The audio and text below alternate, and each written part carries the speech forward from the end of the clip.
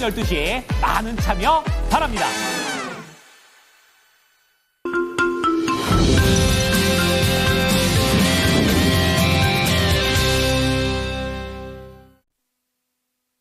자, 미국 정책 중에 트럼프 1.0 때 나오지 않았던 2.0의 상호 관세가 지금 시장을 계속해서 긴장시키고 있는 상황입니다. 우리도 조금 더 보수적인 관점에서 자세하게 하나씩 좀 지켜봐야겠다라는 생각이 드는데요. 자, 추가적으로 봐야 될 뉴스들 또 준비를 해봤습니다. 오늘 모닝 뉴스에서는요, 첫 번째 소식으로 전고체 얘기를 다뤄볼까 합니다. 삼성전기 쪽에서 전고체를 여러 가지 웨어러블 기기에 입혀보는 그런 얘기가 되고 있는데 아직까지 이것이 돈이 될 수 있을 것인가에 대해서는 확신이 들지 않고 있다라는 소식입니다. 자, 그런 가운데 완성차와 관련해서 판매 자체가 좀 부진해지고 있다라는 그런 내용인데요. 계속해서 판매가 좋았었는데 이 부분이 약간 흔들린다라는 점 미리 점검합니다. 자, 그런 가운데 공매도 계속해서 시장에서 영향을 많이 악재로서 미치고 있는 모습인데요. 하루 동안에 이런 공매도 금지와 관련된 종목들 여러 가지를 자세하게 다뤄보도록 하겠습니다. 정수지 캐스터가 전해드립니다. 모닝뉴스입니다. 수요일 개장 전까지 중요한 6가지의 소식들 만나보겠습니다. 먼저 헤드라인입니다. 국내 정유사들이 미래 먹거리 사업으로 액침 냉각 시장 진출을 본격화하고 있습니다. 삼성전기가 올해 4분기 갤럭시 링에 전고체 배터리를 처음 적용합니다. 애경그룹이 핵심 계열사인 애경산업을 매물로 내놨습니다. 지난달 국내 완성체 5개사의 글로벌 실적이 해외 판매 부진으로 마이너스로 돌아섰습니다. 한컴위드는 장내 매수를 통해서 계열사 한글과 컴퓨터의 지분을 200억 원어치 취득한다고 공시했습니다. 동서와 VT 등 상장사 7개사에 대한 공매도 거래가 2일 오늘 하루 동안 금지됩니다. 먼저 첫 번째 소식입니다. 국내 정유사들이 미래 먹거리로 액침 냉각 시중 진출을 본격화하고 있다는 소식입니다. 업계에 따르면 국내 정유기업들이 액침 냉각 사업에 본격적으로 진출하면서 액침 냉각유 시장에서 우위를 선점하기 위해 기술 개발에 집중하고 있는 것으로 알려졌습니다. 액침 냉각은 차세대 열 관리 기술로서 인공지능 데이터 센터, ESS와 전기차 배터리까지 다양한 발열 문제를 해결하고 에너지 효율을 높이는 데 활용되고 있습니다. 성장 잠재력이 큰 만큼 정유 업체들은 관련 기술을 확보하면서 시장 진출에 속도를 내고 있는데요. S오일은 지난해 10월 인화점이 250도 이상인 고인화점 액침 냉각유 제품을 출시하면서 저인화점부터 고인화점 제품까지 인화점의 폭을 높여서 불에 강한 액침 냉각유를 개발한 바가 있습니다. GS칼텍스 역시 지난 2023년에 자체 개발한 액침 냉각유를 출시했고 지난해에는 제품 라인업을 고도화했습니다.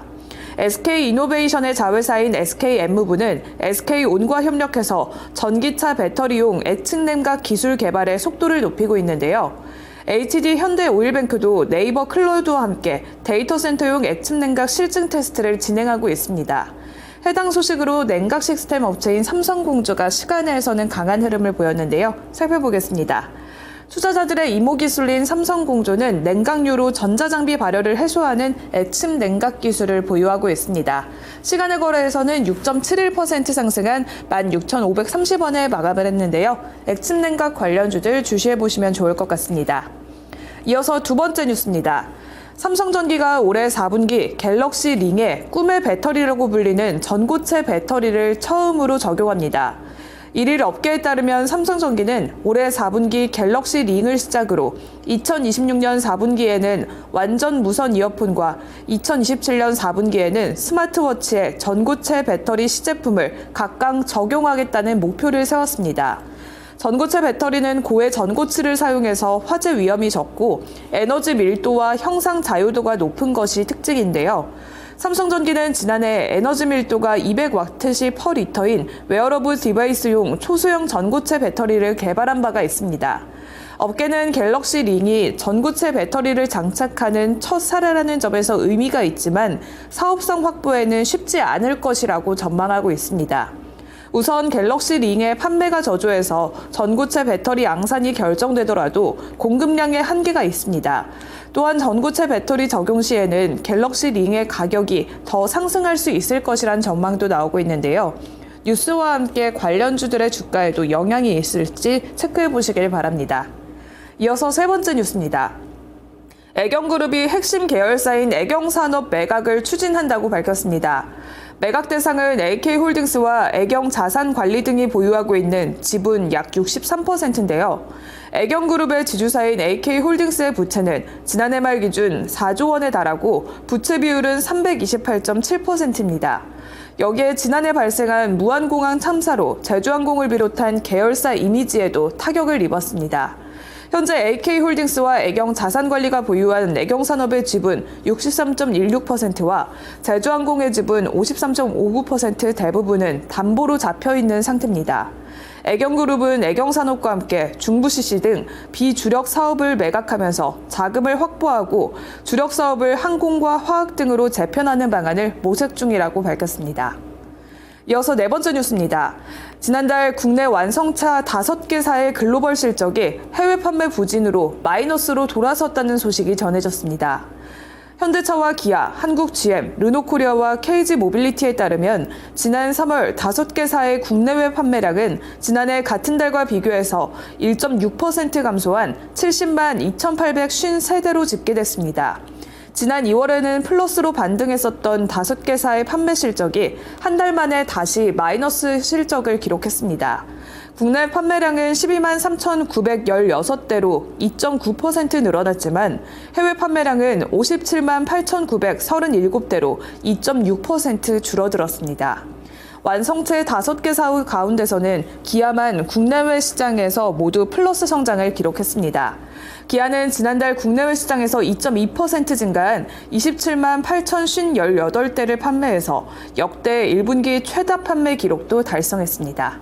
오늘 관련주들의 흐름까지 체크해 보시길 바랍니다. 다섯 번째 뉴스입니다. 한컴위드는 장내 매수를 통해서 계열사 한글과 컴퓨터의 지분을 200억 원어치 취득한다고 공시했습니다.